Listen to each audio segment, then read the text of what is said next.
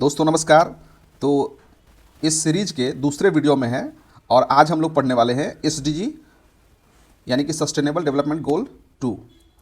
तो zero hunger के विषय में हम लोग पढ़ेंगे कि किस प्रकार से सरकारें यानी कि भारत की बात मैं कर रहा हूँ, भारत और प्लस बिहार सरकार किस प्रकार SDG गोल प्राप्त करने के लिए कदम उठा रही है।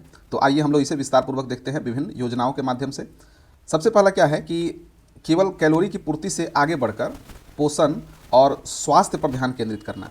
यानी कि हम लोग जब भूखमरी की बात होती है, हंगर की बात होती है, तो हम लोग बस ये समझते हैं कि केवल कैलोरी की पूर्ति की मनुष्य खा लिया या नहीं, खाने में कुछ भी मिले, लेकिन ऐसी बात नहीं है। कैलोरी अगर मिले भी लेकिन पोषण और स्वास्थ्य अगर अच्छा ना हो तो इसे हम खाद्य सुरक्षा नहीं कहेंगे, तब यह इसको भी हम लोग भूखमरी के ही कैटेगरी में रखेंगे। तो सरकारें इस पर ध्यान दे रही है कि केवल खाने की आपूर्ति न की जाए बल्कि खाने में पोषण हो और उस खाने से स्वास्थ्य पर अच्छा असर पड़े। तो देखिए पहले क्या था कि केवल कैलोरी की पूर्ति जिसमें कि चावल, गेहूं ये सभी, लेकिन अब क्या है कि अब समग्र पोषण और स्वास्थ्य की बात हो रही है। यानी कि भूखमरी केवल पेट न भरने तक सीमित नहीं है बल्कि सूक्ष्म पोषक तत्वों की कमी इसका एक बड़ा हिस्सा है। आगे बढ़ते हैं तो देखिए भारत का जो प्रयास है वो खाद्य और पोषण सुरक्षा के 3 रणनीतिक स्तंभ है। इसमें सबसे पहला है खाद्य सुरक्षा और वितरण, दूसरा है कि पोषण सुरक्षा यानी कि छिपी हुई भूखमरी का समाधान, और तीसरा है सतत कृषि और किसानों का कल्याण। अगर ये 3 बातें अगर होंगी, ये 3 स्तंभ की अगर हम लोग पूर्ति करेंगे, 3 जरूरतों को अगर हम पूरी कर दें तो हम लोग हंगर को जो है दूर करने में यानी कि जीरो हंगर का जो गोल है वो हम लोग प्राप्त कर पाएंगे। तो इसमें आइए तो देखिए खाद्य सुरक्षा और संकट के समय एक मजबूत सुरक्षा जाल की तरह है।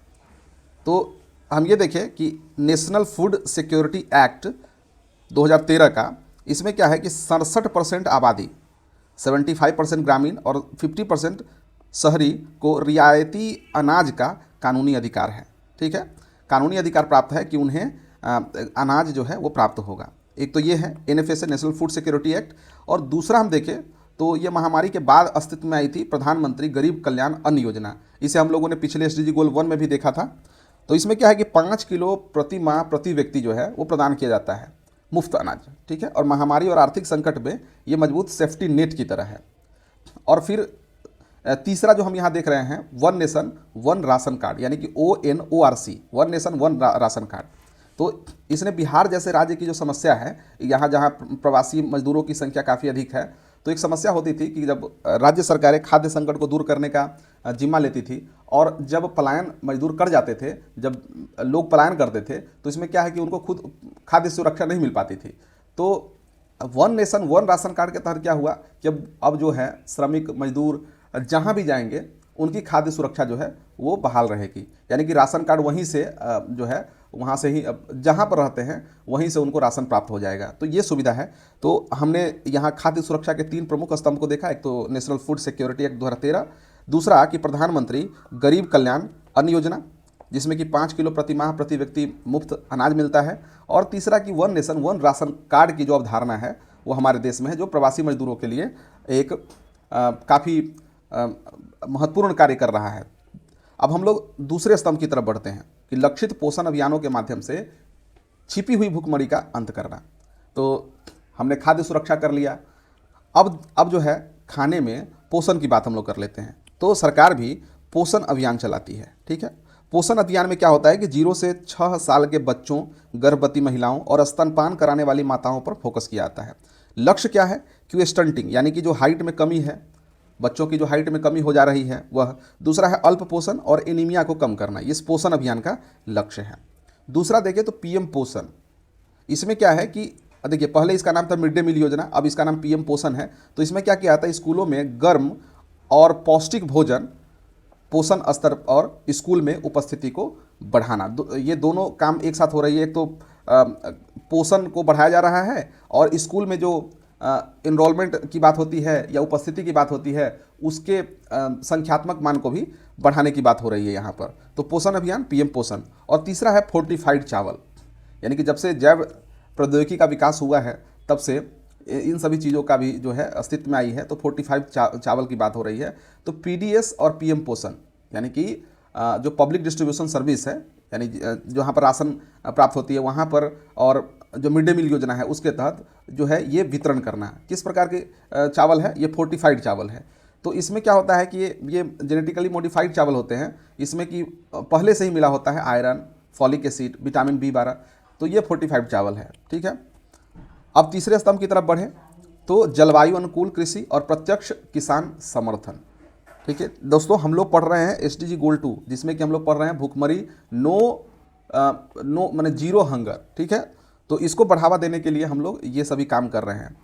देखिए, जलवायु अनुकूल कृषि की बात यहाँ इसलिए हो रही है कि मान लेते हैं कि वर्तमान समय में हम अपनी खाद्य सुरक्षा को पूरा कर भी ले, लेकिन भविष्य में अगर हम खाद्य सुरक्षा नहीं कर पाए, अपने जो आगे के जनरेशन है उसको अगर हम लोग खाद्य सुरक्षा नहीं दे पाए, उनको अगर तबाही में डाल दे, तो फिर ये इन सभी विकास से कोई फ़ायदा नहीं है। तो इसीलिए सरकार जो है वो अब जलवायु अनुकूल कृषि को बढ़ावा दे रही है। तो इसमें सबसे पहला किसान श्री अन्न को बढ़ाना देना। श्री अन्न यानी कि मिलेट्स, मोटे अनाज जिसे हम लोग कहते हैं, उसको बढ़ावा देना। और आपको पता होगा कि 2013 में अंतर्राष्ट्रीय मिलेट वर्ष घोषित किया गया था। ज्वार, बाजरा, रागी जैसे मोटे अनाज, ये क्या होते हैं, ये तो एक तो पोषण से भरपूर होते हैं और दूसरा है कि कम पानी की खपत और जलवायु परिवर्तन के खिलाफ भी ये सुरक्षित होते हैं। तो बिहार जैसे, खास करके बिहार जैसे राज्यों में इसकी जो संगतता है और बढ़ जाती है। ठीक है, तो श्री अन्न को बढ़ावा देना। किसान को सपोर्ट करने की जहाँ तक बात है तो 6,000 प्रतिवर्ष दिया जाता है, 2-2 हज़ार 3 बार दिया जाता है 4-4 महीने के पश्चात। ये सीधे डायरेक्ट बेनिफिट ट्रांसफ़र के जरिए जो है किसानों को प्राप्त होती है। तो ये प्रत्यक्ष आर्थिक मदद है किसानों को। इसके बाद भविष्य के लिए मृदा स्वास्थ्य और आधुनिक कृषि इकोसिस्टम, ये स्तंभ 3 के बारे में ही हम लोग बात कर रहे हैं। तो देखिए, एक है जो आधुनिक तकनीक के माध्यम से ये सब संभव हो पाया है, तो परंपरागत कृषि विकास योजना। तो नाम तो ऐसा लग रहा है कि जैसे परंपरागत यानी प्राचीन प्रकार की ही खेती करना। देखिए, बिल्कुल सही बात है कि प्राचीन तरीके से ही खेती करना, लेकिन आधुनिक प्रौद्योगिकी का सहारा लेना। बस यही है कि पहले क्या था कि परंपरागत तरीके से खेती होती थी, तो उसमें क्या होता था कि आपके पास विकल्प नहीं होते थे कि आप जो है जलवायु परिवर्तन से आप लड़ सके या बाढ़ और सूखे इत्यादि से लड़ पाए। आज आपके पास ऐसी तकनीक है कि एक जहां आप परंपरागत तरीके से खेती कर पाएंगे, तो वहीं दूसरी तरफ बीज जो आपको प्राप्त होंगे वह बीज जो है वो जेनेटिकली मॉडिफाइड होंगे और तकनीकी का भरपूर इस्तेमाल होगा, जिससे क्या होगा कि मिट्टी की गुणवत्ता वही बनी रहेगी और आपको उत्पादन का लाभ जो है वो बड़े पैमाने पर प्राप्त होगा। तो ये चीज़ें हैं। और दूसरा मृदा स्वास्थ्य कार्ड। मृदा स्वास्थ्य कार्ड में क्या होता है कि आपके जैसे कि आपने सुना होगा कि ये जो आभा कार्ड बनता है, जिसमें कि आपका सारा डिटेल्स जो है वो होता है स्वास्थ्य संबंधी। तो इसी प्रकार तो उसमें क्या होता है कि आपने किस प्रकार का टेस्ट क्या किया, आपको कौन सी बीमारी है, आपका जो है आप कौन सा मेडिसिन ले रहे हैं, ये सारी जानकारियां जो है उस पोर्टल में होती है। तो अब इसी प्रकार से हेल्थ सॉइल कार्ड है। तो इसमें क्या होता है कि आपकी ज़मीन की गुणवत्ता क्या है, आपके ज़मीन में किस प्रकार के खाद को, बीज को लगाए जा सकते हैं, किस समय प्रति छोड़ा जा सकता है। तो बहुत सारी बातें होती है जो इसमें मृदा स्वास्थ्य कार्ड के अंतर्गत आती है। तो ये है, मृदा स्वास्थ्य को अच्छा करें, उन्नत करेंगे। जब मृदा स्वास्थ्य उन्नत होगा तो स्वाभाविक तौर पर हम लोग सतत कृषि की अवधारणा जो है उसको हम लोग देख पाएंगे। तो एक तो ये हुआ। और अगला जो है यहाँ पर बाजार पहुँच यानी मार्केट एक्सेस। ठीक है, ये किसानों के लिए अब मान लेते हैं किसान उत्पादन करेगा ही अब, और अगर उसे बाजार तक पहुँच नहीं मिले तो फिर मतलब ये सब करने का कोई फ़ायदा नहीं है। तो इसलिए ई नाम बोल करके राष्ट्रीय ऑनलाइन मंडी है। ठीक है, तो इसका कार्य क्या है कि एक किसानों को एक प्लेटफॉर्म देना। इस प्लेटफॉर्म पर क्या होगा कि ऑनलाइन अपने सामान को बेच पाएंगे। ठीक है, वहीं पर देख पाएंगे कि दाम कितना मार्केट में है, कितना उनको मिल रहा है, और जो ही अपने दाम को, अपने सामान को सेल करेंगे, त्वरित रूप से उनको जो है वहाँ पैसा प्राप्त हो जाएगा। तो इस प्रकार से एक राष्ट्रीय ऑनलाइन मंडी है। तो ये इससे क्या फ़ायदा होता है कि माने व्यापक स्तर पर किसानों को मार्केट का एक्सेस प्राप्त हो जाता है। तो ये काफ़ी अच्छी बात है। तो इस प्रकार से हम लोगों ने 3 प्रकार के स्तंभ को देखा, जिसमें कि क्या भारत सरकार जो है कदम उठा रही है। चलिए अब आगे बढ़ते हैं और देखते हैं कि बिहार का इसमें दृष्टिकोण क्या है जीरो हंगर को लेकर के। देखिए, भूखमरी समाप्त करने के लिए केवल अनाज का वितरण पर्याप्त नहीं होता है, जैसा कि हमने पहले भी पढ़ा। बिहार राष्ट्रीय योजनाओं को अपनी भौगोलिक और सामाजिक हकीकत के अनुसार एकीकृत रूप में लागू कर रहा है। और किस प्रकार से, तो देखिए बिहार की रणनीतिक जो कदम है इसको भी आप 3 भागों में आप बांट सकते हैं। इसमें कि खाद्य सुरक्षा, सबसे पहला खाद्य सुरक्षा और पारदर्शी वितरण। खाद्य सुरक्षा का मतलब आप समझ रहे हैं कि जितना भी हम लोग उत्पादन कर रहे हैं उसको हम लोग सही ढंग से बचा सके, सही उत्पादन कर सके और लोगों तक पहुंचा सके। तो सारी प्रक्रिया जो है वो खाद्य सुरक्षा को लेकर के है। और पारदर्शी वितरण, मतलब ऐसा हो कि इसमें किसी खास बीच बिचौलिए को जो है लाभ न प्राप्त हो, बल्कि जो आम लोग हैं, ठीक है, जो सीधे तौर पर भुखमरी के शिकार होते हैं, वहाँ तक जो है पहुँच पाए। तो एक तो ये है। दूसरा है, जैसा कि भारतीय दृष्टिकोण में भी देखा हमने कि सतत कृषि और उत्पादन को लेकर के जलवायु अनुकूल खेती, तो बिहार सरकार भी इसके लिए काफ़ी प्रतिबद्ध है। और तीसरा है पोषण सुरक्षा और मातृ शिशु स्वास्थ्य। अगर देखिए, अब यहाँ पर जीरो हंगर में हम ये ऐसा क्यों कर रहे हैं, देखिए अगर हंगर की स्थिति, भुखमरी की स्थिति अगर सबसे ज़्यादा अगर प्रभावित कहीं ना कहीं डालता है तो बच्चों और माताओं को डालता है, ठीक है। और देखिए माताएं जो होती हैं वो भविष्य की जननी ही है, ठीक है, वर्तमान की भी जननी है, भविष्य की भी जननी है। लेकिन भारत अगर 2047 के विकसित भारत के सपने को देख रहा है तो हमारी माताओं बहनों को स्वस्थ रहना होगा, और इसके लिए बिहार सरकार प्रयासबद्ध है, कटिबद्ध है। तो आइए सबसे पहले हम लोग स्तंभ 1 को देखें। तो देखिए स्तंभ 1 में क्या है कि खाद्य सुरक्षा और उचित वितरण की बात की जा रही है। तो इसमें देखिए क्या किया जा रहा है, इसके लिए बिहार सरकार पीडीएस प्रणाली का कंप्यूटरीकरण किया है। तो इससे क्या होगा कि लीकेज कम होगा, चोरी कम होगा, और इसमें मैंने क्या हुआ कि इस प्रणाली में कंप्यूटरीकृत व्यवस्था हो गई। दूसरा है कि पीओएस मशीन का जो है उपयोग करना। ये मशीनें क्या होती है कि देखिए इसमें ये होता है कि बीच में जो है बिचौलिए वो नहीं आ पाते हैं, और उचित मूल्य पर, दाम भी अधिक नहीं लगता है और वजन भी आपको, तो ये व्यवस्था है। पीओएस मशीन आजकल जो है अनिवार्य रूप से राशन के दुकान पर उपयोग किए जाते हैं। इसके बाद क्या है, आधार सीडिंग। पहले आधार से जुड़ाव इसका नहीं था, तो इसमें काफ़ी घपले होते थे, लेकिन अब आधार सीडिंग हो गया है। यानी कि जो भी लाभान्वित कार्ड धारक है, जब तक आधार से अपना बायोमेट्रिक नहीं देंगे, आधार बायोमेट्रिक नहीं देंगे, अंगूठा का निशान नहीं लगाएंगे, तब तक क्या होगा, उनको राशन प्राप्त नहीं होगा। इससे क्या होगा कि उनका कोई जो हमारे पास जो क्या कहते हैं फसल है, उत्पादन है, उसका लाभ जो है वो ज़रूरतमंदों को ही केवल प्राप्त होगा, सभी को नहीं। और उसके बाद है खाद्य राज्य आयोग। जैसे कि नेशनल फूड सिक्योरिटी अधिनियम है, तो उसकी निगरानी के लिए, उसके शिकायतों के निवारण के लिए और खाद्य सुरक्षा को एक कानूनी अधिकार के रूप में बिहार सरकार जो है राज्य खाद्य आयोग का गठन किया है, जो इन चीज़ों को भरपाई करता है, एक कानूनी अधिकार खाद्य सुरक्षा को देता है। अब स्तंभ 2 की तरफ जाएं तो जलवायु परिवर्तन के दौर में खाद्यान्न उत्पादन को सुरक्षित करना। तो बिहार सरकार की एक काफ़ी प्रभावशाली योजना है, जो हमने पिछला वीडियो में भी देखा था, चतुर्थ कृषि रोड मैप, ठीक है। ये 2023 से लेकर 2028 तक है। इसमें क्या है, राज्य की सबसे महत्वाकांक्षी योजना है। अगर खेती के क्षेत्र में देखा जाए तो सबसे महत्वाकांक्षी योजना है चतुर्थ कृषि रोड मैप। जलवायु अनुकूल कृषि यानी कि क्लाइमेट रेजिलिएंट एग्रीकल्चर और फसल विविधीकरण, ये 2 चीज़ें काफ़ी चर्चा में रहती है हमेशा। जब भी अगर बात हो आधुनिक संदर्भ में खेती की, तो फसल विविधीकरण और जलवायु अनुकूल कृषि, ये क्लाइमेट रेजिलिएंट एग्रीकल्चर जो है, या जैविक खेती की बात अगर करें, तो ये सभी चीज़ हमेशा चर्चा में होती है, तो आप याद रखेंगे। और चतुर्थ कृषि रोड मैप में इसको इम्प्लीमेंट किया जा रहा है, तो ये अच्छी बात है। और तीसरा जो अभी हम लोगों ने पढ़ा भी था कि मोटे अनाज या श्री अन्न है, इसके उत्पादन पर विशेष जोर दिया जाना, ठीक है। तो ये कृषि रोड मैप 4 का ये उद्देश्य है। तो बिहार अब भारत के तर्ज पर ही आगे बढ़ रहा है, और जलवायु परिवर्तन के दौर में खाद्यान्न उत्पादन किस प्रकार से करे वो ये कर रहा है। दूसरा देखिए, जल जीवन हरियाली अभियान, ठीक है। ये जल जीवन हरियाली क्या है, तो इसमें क्या होता है कि पारंपरिक जल स्रोतों का जीर्णोद्धार करना और सिंचाई का विस्तार करना, ठीक है, सिंचाई का विस्तार करना। उद्देश्य क्या है कि सूखे या अनियमित बारिश में भी खाद्य सुरक्षा सुनिश्चित करना, ये जल जीवन हरियाली का उद्देश्य है, ठीक है। तो स्तंभ 2 को हम देखा। अब तीसरे स्तंभ की बात करें, दूसरे स्तंभ पर ही देखें तो जैसा कि हम लोगों ने यहाँ देखा भी कृषि रोड मैप में कि जलवायु अनुकूल कृषि, तो उसमें जैविक खेती की हमने बात की थी। तो देखिए बिहार सरकार एक काफ़ी महत्वपूर्ण योजना लेकर आई है कि ये जो आप देख रहे हैं बिहार के मानचित्र में, ये गंगा नदी है, ठीक है। और गंगा नदी के किनारे किनारे देखिए यहाँ पर जो ज़िले हैं वो आप ध्यान से देखिएगा। ये सभी ज़िले जो आप इसमें देख रहे हैं, आप कुल 13 ज़िले हैं, ठीक है। तो 13 ज़िले जो गंगा नदी के किनारे हैं, वहाँ जो है जैविक कॉरिडोर योजना चलाई जा रही है।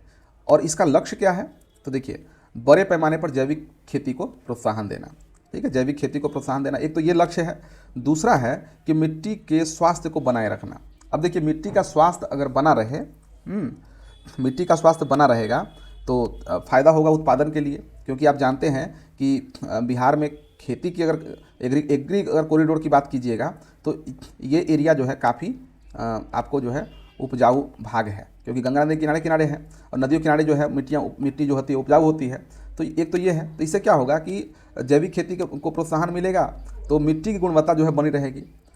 अब दूसरा है कि मिट्टी के स्वास्थ्य बनाए रख सकते हैं, यहाँ मिट्टी का स्वास्थ्य बना रहेगा। और ये हो एक ये भी आप देखेंगे कि अब किनारे किनारे, यहाँ गंगा नदी किनारे किनारे अगर हम लोग कीटनाशक रसायन का इस्तेमाल अगर करते हैं, तो ये पूरा रसायन मिलकर गंगा नदी में प्रवाहित होता है और फिर जा करके कहीं ना कहीं हमारे खाद्यान्नों को प्रभावित करता है। ठीक है, तो ये चीज़ें हैं।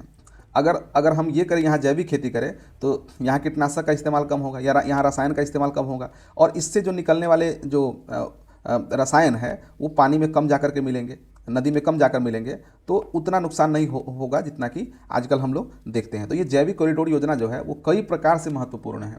एक तो मिट्टी के स्वास्थ्य को बनाता है, और दूसरा देखें तो जल की गुणवत्ता को भी बनाए रखता है, और तीसरा ये देखें कि खाद्यान्नों को रसायन मुक्त करता है, और हम यह भी देख रहे हैं कि नदियों की सुरक्षा करता है। तो कई प्रकार की बातें जो है एक साथ जो है इसमें दिखाई दे रही है।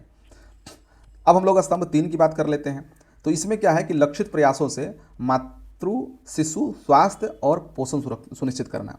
तो इसमें क्या है कि पहला तो आंगनवाड़ी नेटवर्क ICDS का सुदृढ़ीकरण। इसमें क्या है कि 0 से 6 वर्ष के बच्चों, गर्भवती और स्तनपान कराने वाली माताओं के लिए टेक होम राशन और पूरक पोषण की व्यवस्था बिहार सरकार करती है। फिर उसके बाद है मध्याह्न भोजन, मिड डे मील, इसमें सुधार करना। तो भोजन की गुणवत्ता और स्वच्छता के लिए जीविका दीदियों के माध्यम से रसोई और वितरण का प्रबंधन करना। तो इस प्रकार से बिहार सरकार काफ़ी प्रतिबद्ध है इस भुखमरी को लेकर के, भुखमरी से रक्षा करने के लिए, और 2030 का जो लक्ष्य है SDG गोल का, ये हम लोग पूरा करेंगे। और देखिए तीसरे स्तंभ में देखिए और कि बालिकाओं के स्वास्थ्य के लिए वित्तीय सशक्तिकरण, ये मुख्यमंत्री कन्या उत्थान योजना है। ये काफ़ी महत्वपूर्ण योजना है। जिस प्रकार से देखिए बिहार की जो योजना होती है वो कुल मिलाकर कई योजनाओं का एक समाहार होता है। तो उन्हीं योजनाओं में से अगर हम देखें तो मुख्यमंत्री कन्या उत्थान योजना है। इसमें क्या है कि जन्म के समय और संपूर्ण टीकाकरण के बाद वित्तीय सहायता का सीधा हस्तांतरण किया जाता है। आपने सुना होगा कि इंटरमीडिएट के बाद जो पैसे मिलते हैं, डायरेक्ट बेनिफिट ट्रांसफ़र होता है लड़कियों बच्चियों के खाते में। फिर ग्रेजुएशन के बाद जो है बच्चियों के खाते में 50,000 रुपये जो है क्रेडिट होते हैं। तो ये चीज़ें हैं, ये सभी मुख्यमंत्री कन्या उत्थान योजना का ही है। तो इसमें कवरेज मिलता है भ्रूण, बालिका जब भ्रूण के रूप में है तब से लेकर के, और जब तक बच्चियां स्नातक नहीं करती है मतलब तब तक जो है उनको पूरा प्रोटेक्शन मिलता है। तो ये बिहार सरकार की काफ़ी महत्वपूर्ण योजना है। इसका प्रभाव देखिए तो यह नगद सहायता सीधे तौर पर बच्चियों के प्रारंभिक पोषण और स्वास्थ्य देखभाल में एक निर्णायक और बड़ी भूमिका निभाते हैं। देखिए पोषण भी है, स्वास्थ्य भी है और शिक्षा भी है, तीनों का कवरेज है ये मुख्यमंत्री कन्या उत्थान योजना में। तो ये है जीरो हंगर के लिए एक पूर्ण और एकीकृत चक्र। देखें तो देखिए पारदर्शी वितरण, जिसमें कि PDS, one nation one ration card, NFSA। दूसरा है सतत उत्पादन, कृषि रोड मैप, जैविक कॉरिडोर और जमीनी पोषण यानी कि ICDS, जीविका पोषण अभियान। ये सब मिले तो जीरो हंगर का जो लक्ष्य है SDG गोल 2 का, ये प्राप्त करने में हमें सहायता मिलेगी 2030 तक।